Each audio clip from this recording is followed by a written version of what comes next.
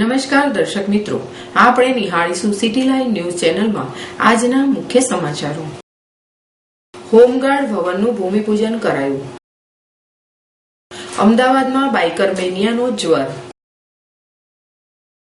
અમદાવાદમાં એનપીએસ અંગે જાગૃતિ કાર્યક્રમ યોજાયો. રાજકોટનું ગૌરવ. રાજકોટ શહેરમાં પાણીજન્ય અને વાતજન્ય રોગચાળામાં વધારો.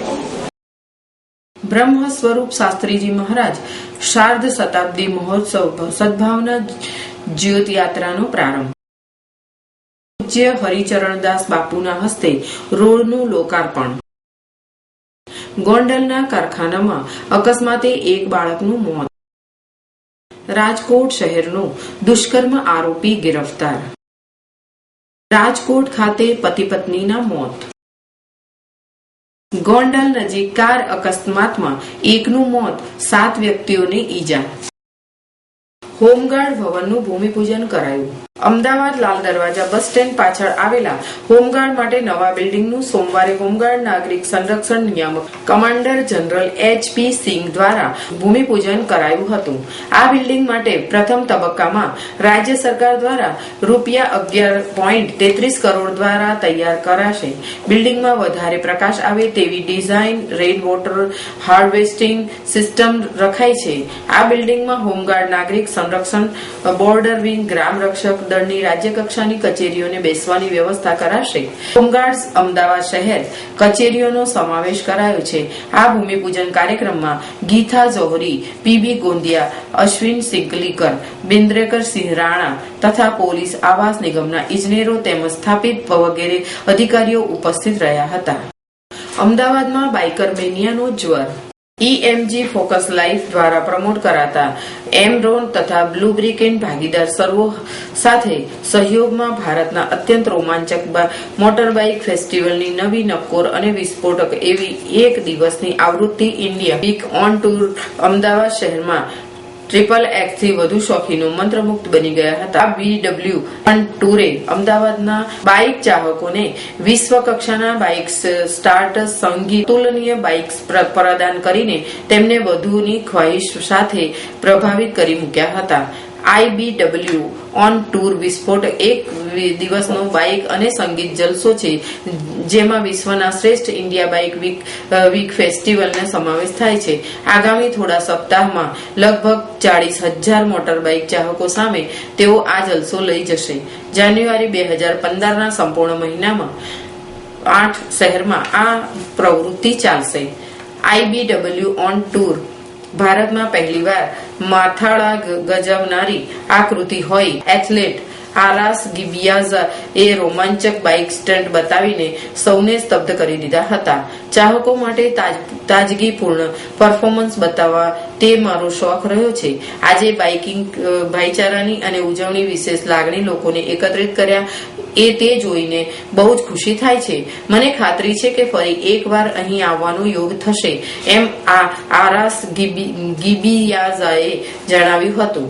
ઇન્ડિયા બાઇક વીકનું શ્રેષ્ઠતમ અને બાઇકરો તથા ચાહકોને એશિયાના અવ્વલ બાઇક ફેસ્ટિવલનો જોશ અને રોમાંચકનો અનુભવ કરવાની અદ્ભુત તક આપતા અમદાવાદના સહભાગીઓ અને બાઇકિંગ શોખનો 5 કલાક સુધી ઉચ્ચ ઉર્જાના બાઇકર અને સંગીત વાઇસ વર્ષા બંને બર્ન આઉટ સ્ટ્રેટેજી અને આધુનિક બાઇક્સ અને બાઇકર ગિયર ભારતમાં લોન્ચિંગ જેવી વિશિષ્ટતાઓનો સમાવેશ હતો.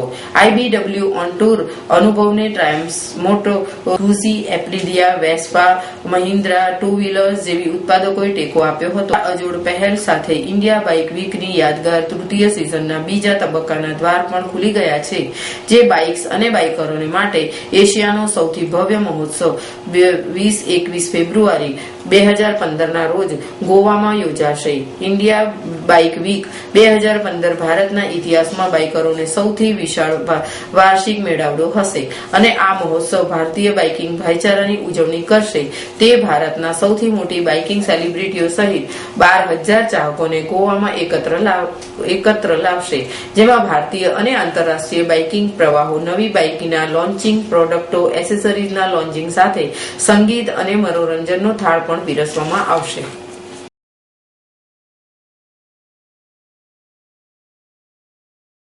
અમદાવાદમાં એનપીએસ અંગે જાગૃતિ કાર્યક્રમ યોજાયો. અમદાવાદના 20 જાન્યુઆરી 2015 રોજ એનપીએસ અંગે યોજાયેલા જાગૃતિ સેમિનારમાં એનપીએસ સ્વાવલંબન અંગે માહિતી આપતા PFRDL ના wall time members economic doctor BS ભંડારીએ કહ્યું હતું કે એનપીએસ દરેક વ્યક્તિ માટે અનુકૂળ યોજના છે. અસંગઠિત ક્ષેત્રો સાથે સંકળાયેલા લોકોને આકર્ષવા માટે અમે ખાતું ખોલાવવા માટે ફોર્મ તેમજ જમા કરાવવા પડતા દસ્તાવેજોની સરણી પર કામ કરી રહ્યા છીએ. તેમણે કહ્યું હતું કે આ ફોર્મ અત્યારે અંગ્રેજી અને હિન્દી ભાષામાં ઉપલબ્ધ છે, પરંતુ અન્ય પ્રાદેશિક ભાષામાં પણ ફોર્મ લાવવા અમે પ્રયત્ન કરીશું.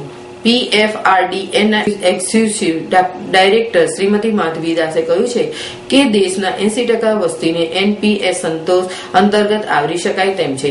આટલી વસ્તી સુધી પહોંચવું અઘરું કામ છે, જેથી અમે બેંકોને ભાગીદાર બનાવી રહ્યા છીએ, જેથી મહત્તમ લોકો આ યોજના પહોંચાડી શકાય. નેશનલ પેન્શન સ્કીમ એનપીએસ શરૂઆતમાં માત્ર સરકારી અધિકારીઓ પૂરતી જ મર્યાદિત હતી, પરંતુ પછીની તમામ નાગરિકો માટે ખુલ્લી મૂકવામાં આવી હતી. એનપીએસ સ્વાવલંબન હતું અને અસંગઠિત ક્ષેત્રોમાં આર્થિક પછાત લોકોને પણ આ યોજના હેઠળ આવરી લેવાનો છે, જેમાં માસિક ₹100 જેટલી ઓછી રકમ પણ જમા કરાવી શકાય છે. તે પણ દર મહિને જમા કરાવવાની ફરજિયાત નથી. ગ્રાહક પોતાની અનુકૂળતા મુજબ ગમે ત્યારે રકમ જમા કરાવી શકે છે. આ ઉપરાંત 2012-13માં ખોવાયેલા એનપીએસ સ્વાવલંબન ખાતાઓમાં ભારત સરકાર 5 વર્ષ સુધી દર વર્ષે 1000નું યોગદાન આપશે, જેના માટે દર વર્ષે લઘુત્તમ 1000 અને મહત્તમ 12000 રૂપિયાની રાશિ ખાતામાં જમા કરાવવાની રહેશે. રાજકોટ શહેરમાં પાણીજન્ય અને વાતજન્ય રોગચાળામાં વધારો. રાજકોટની કડવીબાઈ વિરાણી સ્કૂલની વિદ્યાર્થીનીઓએ રાજકોટનું ગૌરવ વધાર્યું છે. જાહેર થયેલા CPTના પરિણામમાં રાજકોટ જિલ્લાના ટોપ 10માં કડવીબાઈ સ્કૂલની 4 વિદ્યાર્થીઓનો સમાવેશ થતા રાજકોટનું નામ રોશન થયું છે. આ ઉપરાંત કડવીબાઈ સેન્ટરનું પરિણામ પણ 50% આવતા શાળામાં પણ ખુશીનો માહોલ જોવા મળી રહ્યો છે. રાજકોટની કડવીબાઈ સ્કૂલમાં ગત 8 માર્ચ 2014ના રોજ વિશ્વ મહિલા દિનની દિવસે રાજકોટ જિલ્લા કલેક્ટર રાજેન્દ્ર કુમારના હસ્તે રાજ્યનું સૌપ્રથમ બહેનો માટેનું CPT સેન્ટરનું ઉદ્ઘાટન કરવામાં આવ્યું હતું. સેન્ટરના ઉદ્ઘાટન બાદ પ્રથમ વર્ષે જ આ સેન્ટરમાં 58 જેટલી બહેનોએ પ્રવેશ મેળવ્યો હતો. તાલીમ શરૂ કરી હતી દરમિયાન ગત ડિસેમ્બર 2014માં CACPTની પરીક્ષા લેવામાં આવી હતી, જેમાં આ સેન્ટરની 56 વિદ્યાર્થીનીઓએ પરીક્ષા આપી હતી. આ પરીક્ષાનું પરિણામ ગઈકાલે જાહેર કરવામાં આવતા સેન્ટરમાં ખુશીનો માહોલ છવાઈ ગયો હતો, કારણ કે આ સેન્ટરની 56 વિદ્યાર્થીનીઓ પૈકી 50% એટલે કે 26 જેટલી વિદ્યાર્થીઓ સારા માર્ક્સ સાથે ઉત્તીર્ણ થઈ હતી, જે પૈકી દ્રષ્ટિ અસોદરિયા નામની એક વિદ્યાર્થીનીએ 160 માર્ક્સ મેળવીને રાજકોટ જિલ્લામાં ટોપ 10માં 3જો રેન્ક મેળવી સંસ્થા અને રાજકોટનું નામ રોશન કર્યું છે. એ દ્રષ્ટિએ જણાવ્યું હતું કે તેણે ગુજરાતી મીડિયમમાં અભ્યાસ કર્યો છે, જ્યારે આ પરીક્ષા સંપૂર્ણ ઇંગ્લિશમાં આપવાની હોય છે. તેમ છતાં શિક્ષકોની તાલીમ અને યોગ્ય માર્ગદર્શનથી આ પરીક્ષા આસાનીથી પાસ કરી શકાય છે. અમે 8મી માર્ચ 2014 જે વિશ્વ મહિલા દિન છે તે દિવસે અમે અમારું રાજ્યનું ને દેશનું પ્રથમ માત્ર બહેનો માટેનું CACPT તાલીમ કેન્દ્ર ખુલ્લું જાહેર કરેલું, અને ત્યારે લોકો અમારી સામે હસતા હતા અને શંકાની નજરે જોતા હતા કે એક તો એમ કે સરકારી ગ્રાન્ટ લેતી નિશાળ ગુજરાતી માધ્યમની સ્કૂલ અને CAનું ગર્લ્સને તાલીમ કઈ રીતે આપશે. પરંતુ 8મી માર્ચથી શરૂ કરીને ડિસેમ્બર સુધી 8 મહિના અમારી શિક્ષકો, વિદ્યાર્થીઓ અને વાલીઓએ એટલા એકજૂટ થઈને સંપીને ટીમ વર્ક બતાવ્યું છે કે અત્યારે જ્યારે CPTનું રિઝલ્ટ જાહેર થયું છે, મારી 56 દીકરીમાંથી 26 દીકરી 200માંથી ઓછામાં ઓછા 100 માર્ક લઈને સફળતાપૂર્વક ઉત્તીર્ણ થઈ છે. એટલું જ નહીં, 4 ગર્લ્સ સેન્ટરના ટોપ 10માં છે, એક દીકરી 3જા ક્રમે છે, 9મા અને 10મા ક્રમે છે. રાજકોટ શહેરમાં પાણીજન્ય અને વાતજન્ય રોગચાળામાં વધારો. રાજકોટ શહેરમાં ઠંડી ઘટવાને બદલે વધવા લાગતા પાણીજન્ય અને વાતજન્ય રોગચાળામાં પણ વધારો નોંધાયો છે. ખાસ કરીને શિયાળાની ઋતુને સ્વસ્થતા માટે સારી ગણવામાં આવે છે, પરંતુ આ ઉત્તરાયણ પછી ઠંડી ઘટવાને બદલે શરદી, ઉધરસ, તાવ સહિતના ચેપી રોગમાં કેસોમાં વધારો નોંધાયો છે, જેને લીધે રાજકોટ સિવિલ હોસ્પિટલના દર્દીઓને ભારે ઘસારો જોવા મળી રહ્યો છે. લોકો સાવચેતી જાળવીને યોગ્ય જાળવણી રાખે તો ચેપી રોગથી બચી શકાય તેમ છે તેવું PDU હોસ્પિટલના અધિક્ષક શાયરે જણાવ્યું હતું કે આ રાજકોટ મનપા આરોગ્ય શાળાના આરોગ્ય અધિકારી દ્વારા પણ શિયાળામાં રોગચાળાથી બચવા શું કરવું જોઈએ તે સહિતની જાગૃતિ આપવામાં આવી રહી છે. આ બધા વચ્ચે હાલ તો રાજકોટ શહેરમાં ભયંકર રોગચાળો પગ પેસારો કરી રહ્યો છે તે નિશ્ચિત વાત છે. રાજકોટ સહિત દેશભરમાં ઠંડી વધતા જ રોગચાળામાં પણ વધારો જોવા મળ્યો છે.